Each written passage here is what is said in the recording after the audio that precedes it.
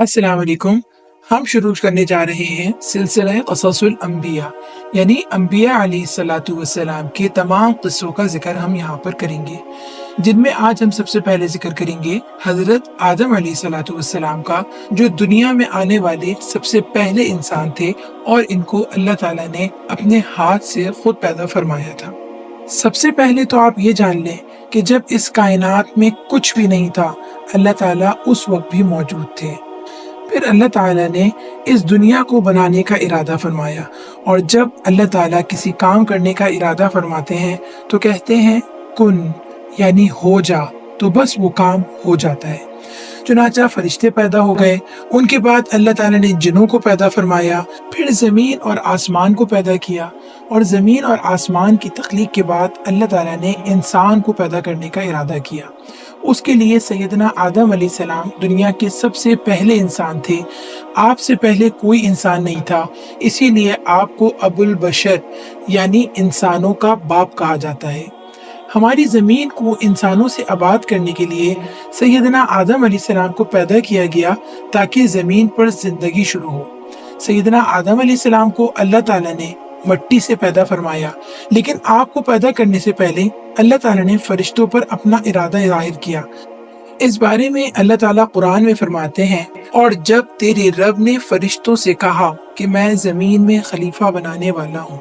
फरिश्तों को ये फरमान सुनकर हैरत हुई। उन्हें अल्लाह ताला के इरादे पर कोई एतराज़ नहीं था। वो फरमा बरदार मखलूक हैं, किसी सूरत भी अल्लाह की नाफरमानी नहीं करते। अल्लाह ताला उन्हें जो हुक्म देता है वो बजा लाते हैं, लेकिन वो अपनी हैरत को दूर करना चाहते थे। वो ये जानना चाहते थे कि इस नई मखलूक को किस मकसद के लिए पैदा किया जा रहा है। इबादत के लिए तो वो कम नहीं थे। उनका ख्याल था ये नई मखलूक ज़मीन में फसाद फैलाएगी, खून बहाएगी। इसलिए उन्होंने अपने रब से सवाल किया, आप ऐसे शख्स को क्यों पैदा करते हैं जो ज़मीन में फसाद करे और खून बहाए, और हम आपकी तस्बीह, हम्द और पाकीज़गी बयान करने वाले हैं। अल्लाह ताला ने जवाब दिया, जो मैं जानता हूँ वो तुम नहीं जानते। अल्लाह ताला जानते थे सैयदना आदम अलैहिस्सलाम की औलाद से अंबिया, रसूल, नेक, सालेह और उससे मोहब्बत करने वाले लोग पैदा होंगे। अल्लाह ताला ये भी जानते थे कि सैयदना आदम अलैहिस्सलाम की औलाद में से ऐसे लोग भी पैदा होंगे जो बुरे काम करेंगे, ज़मीन में फसाद फैलाएंगे, लोगों को नाहक कत्ल करेंगे, लेकिन ऐसे लोग भी होंगे जो नेकियां करेंगे।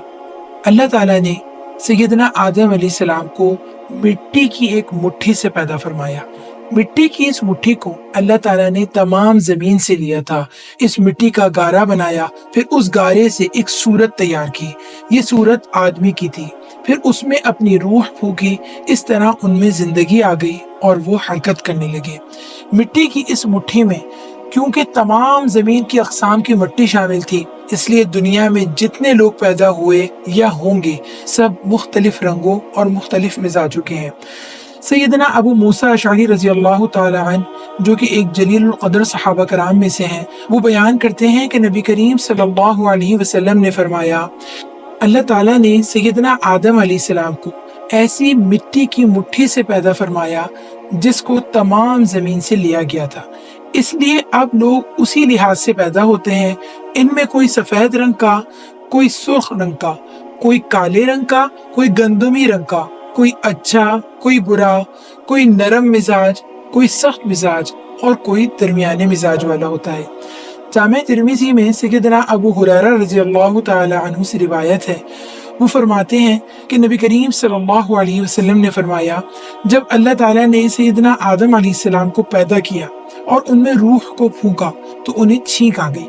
उन्होंने अल्हम्दुलिल्लाह कहा और अल्लाह के हुक्म से उसकी तारीफ की। जवाब में अल्लाह ने उन्हें कहा, यरहमुकल्लाह, यानी तेरा रब तुझ पर रहम करे। तख्लीक़ आदम के वक्त फरिश्तों ने अल्लाह ताला से कहा था कि तू ऐसी मखलूक क्यों पैदा फरमा रहा है जो ज़मीन में फसाद करेगी और खून बहाएगी। फरिश्ते जो कि तख्लीक़ आदम की हिकमत से नावाकिफ़ थे, इसलिए अल्लाह ताला ने इरादा किया कि तख्लीक़ आदम का मकसद उन फरिश्तों पर और तख्लीक़ आदम की फजीलत और बरतरी उन फरिश्तों पर वाज़ेह कर दी जाए। चुनाचे अल्लाह ताला ने सैयदना आदम अलैहिस्सलाम को हर चीज़ का नाम सिखा दिया। फिर इन चीज़ों को फरिश्तों के सामने पेश करके फरमाया, अगर तुम सच्चे हो तो इन चीज़ों के नाम बताओ। فرشتے ان چیزوں کے نام نہ بتا سکے، خاموش رہے، انہیں پتہ نہ چل سکا کہ ان چیزوں کے نام کیا ہے۔ آخر میں انہوں نے عاجزی سے کہا، یا اللہ، تیری ذات پاک ہے، ہمیں تو صرف اتنا ہی علم ہے جتنا آپ نے ہمیں سکھا رکھا ہے، پوری حکمت اور علم والے تو آپ ہی ہیں۔ اللہ تعالیٰ نے سب فرشتوں کو حکم دیا، آدم کو سجدہ کرو۔ قرآن کریم میں یہ ذکر ان الفاظ میں آیا ہے، اور جب ہم نے فرشتوں سے کہا کہ آدم کو سجدہ کرو تو ابلیس کے سوا سب نے سجدہ کیا۔ اس نے انکار کیا اور تکبر کیا اور وہ کافروں میں سے ہو گیا۔ فرشتے اللہ کا حکم بجا لائے، حضرت آدم علیہ السلام کو سجدہ کیا۔ یہ سجدہ دراصل تعظیم کے لیے تھا، اور اس کا حکم بھی انہیں خود اللہ تعالیٰ نے ہی دیا تھا، عبادت والا سجدہ نہیں تھا۔ عبادت والا سجدہ صرف اللہ تعالیٰ ہی کے لیے ہے، کسی اور کے لیے کبھی بھی نہیں ہو سکتا۔ اس موقع پر فرشتوں نے سیدنا آدم علیہ السلام کی شان کو جان لیا، لیکن ابلیس یعنی شیطان نے سجدہ کرنے سے انکار کر دیا۔ شیطان اصل میں وہ ایک جن تھا، فرشتہ نہیں تھا۔ وہ غرور میں آ گیا، خود کو بڑی چیز سمجھ بیٹھا۔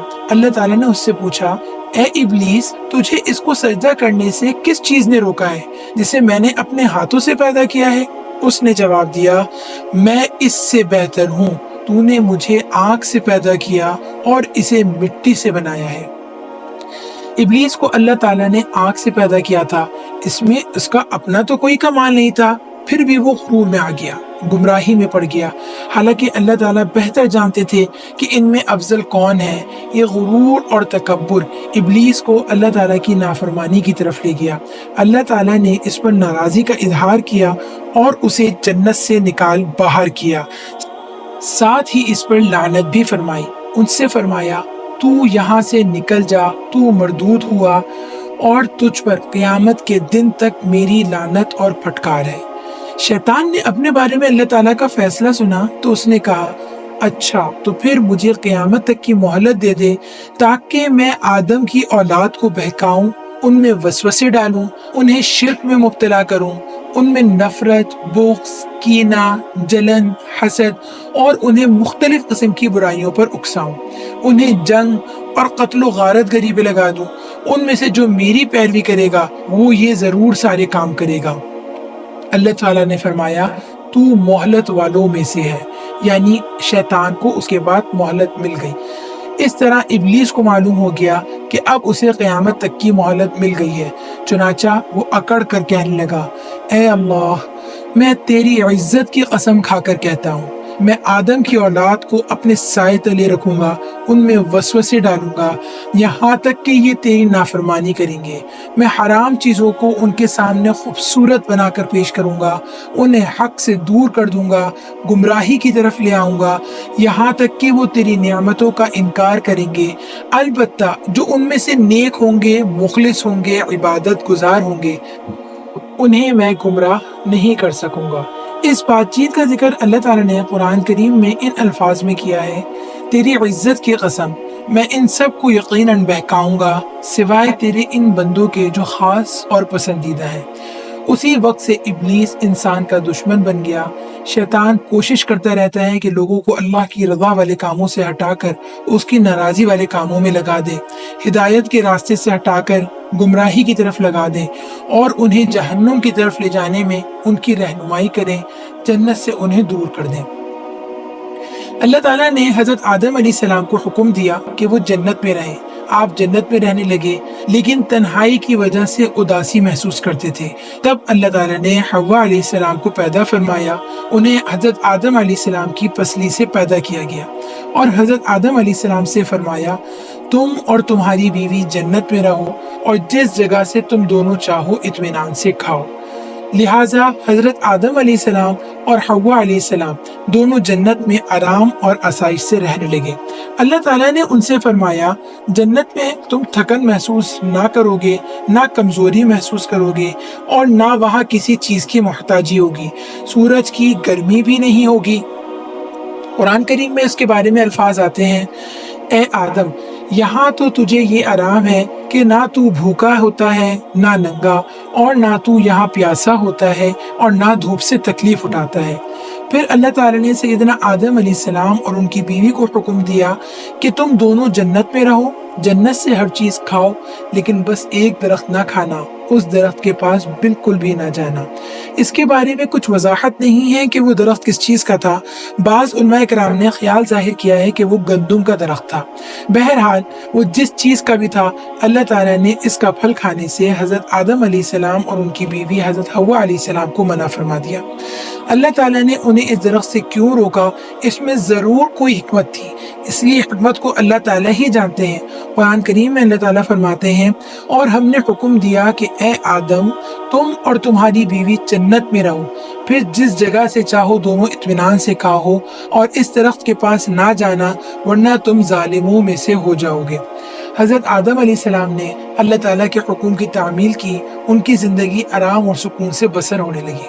وہ جنت کے پھل کھاتے، ان کا پانی پیتے، درختوں کے سائے سے لطف اٹھاتے، گھومتے پھرتے اور اللہ تعالیٰ کا خوب شکر ادا کرتے، اس کی تعریف بیان کرتے اور اللہ تعالیٰ کے خوب سجدے کرتے، انہی کی تسبیح کرتے اور نعمتوں کی قدر کرتے۔ جس درخت سے انہیں روکا گیا تھا اس کے قریب بھی نہ جاتے۔ ان تمام حالات کو دیکھ کر شیطان کا غصے سے برا حال تھا، اور وہ ان کو خوش دیکھتا تو اس کو بہت جلن ہوتی، اور وہ غصے سے تل ملانے لگتا اور وہ حسد کی آگ میں جلنے لگتا۔ آخر وہ رہ نہ سکا، ایک دن دونوں کے پاس آیا اور ان سے کہنے لگا، میں تم دونوں کو دیکھتا ہوں تم آرام اور سکون کی زندگی بسر کر رہے ہو۔ دونوں نے کہا، ہاں ایسا ہی ہے، اللہ کا شکر ہے، تمام تعریفیں اللہ ہی کے لیے ہیں۔ اب شیطان نے کہا، تب پھر کیوں نہ میں تمہاری رہنمائی کروں، تمہیں ایک چیز کے بارے میں بتاؤں، اگر تم میری بات مان لی تو تمہاری زندگی اور پر لطف ہو جائے گی۔ انہوں نے پوچھا، وہ کیا چیز ہے؟ ابلیس فوراً بولا، وہ اس درخت کا پھل ہے، تم کیوں اس کو نہیں کھاتے؟ یہ کہتے ہوئے اس نے اس درخت کی طرف اشارہ کیا جس کو ان کے لیے حرام قرار دیا گیا تھا۔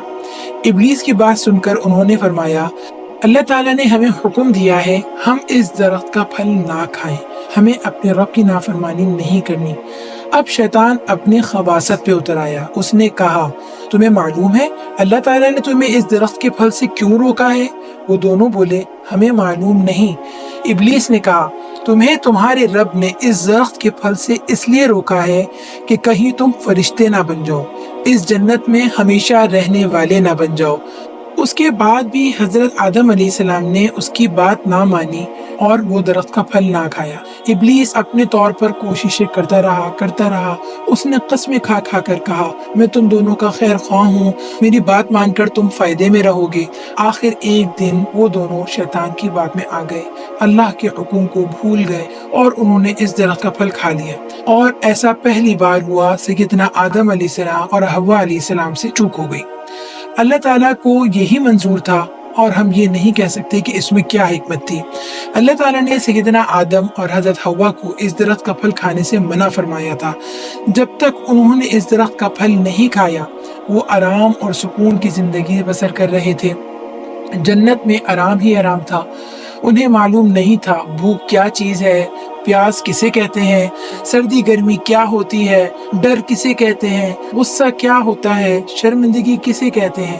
لیکن جو ہی انہوں نے اس درخت کا پھل کھایا، ان سب چیزوں کو محسوس کرنے لگے۔ پھل کھاتے ہی ان کے کپڑے اتر گئے، وہ دونوں سخت پریشان ہوئے اور جنت کے پتوں سے اپنے بدن ڈھانپنے لگے۔ دونوں نے بہت شرم محسوس کی کہ اللہ تعالیٰ کے حکم کو بھول گئے۔ انہیں سزا کا بھی خوف محسوس ہوا، لہٰذا اللہ تعالیٰ کی طرف دھیان دیا۔ انہوں نے اللہ کے حضور دعا کی، اے اللہ، ہم سے بھول ہوئی، تو ہمیں معاف فرما، ہمارے گناہوں کو معاف کر دے۔ اس پر اللہ تعالیٰ نے فرمایا، کیا میں نے تم دونوں کو اس درخت سے نہ روکا تھا اور یہ نہ کہا تھا کہ شیطان تم دونوں کا واضح دشمن ہے؟ تو انہوں نے اللہ کے حضور دعا کی، اے ہمارے رب، ہم نے اپنی جانوں پر ظلم کیا، اگر تو نے ہمیں معاف نہ کیا اور ہم پر رحم نہ کیا تو واقعی ہم نقصان اٹھانے والوں میں سے ہو جائیں گے۔ اللہ تعالیٰ نے ان کی گناہوں کو معاف فرما دیا، البتہ انہیں اور شیطان کو حکم دیا، تم یہاں سے اتر جاؤ، تم آپس میں ایک دوسروں کے دشمن ہو۔ اب تمہارے پاس جب کبھی میری طرف سے ہدایت پہنچے تو جو میری ہدایت کی پیروی کرے گا، نہ تو وہ بھٹکے گا نہ تکلیف میں پڑے گا۔ پھر اللہ تعالیٰ نے ان دونوں سے فرمایا، ابلیس زمین پر بھی تم دونوں کا دشمن ہوگا جیسا کہ وہ جنت میں تمہارا دشمن تھا۔ جنت میں حضرت آدم اور حوا علیہ السلام کو بغیر محنت کے سب کچھ میسر تھا۔ نہ دھوپ تھی، نہ پیاس تھی، نہ تھکاوٹ تھی، نہ بھوک تھی، اور نہ ہی لباس کے لیے محنت کرنی پڑتی تھی۔ ان سب چیزوں سے وہ بے نیاز تھے، لیکن دنیا میں آ کر ان کو روزی کی تلاش کرنی پڑتی تھی۔ اب وہ روزی کے لیے کھیتی باڑی کرتے، ہل چلاتے، رہنے کے لیے مکان اور پہننے کے لیے کپڑا حاصل کرنے کے لیے ان کو جستجو کرنا پڑتی تھی۔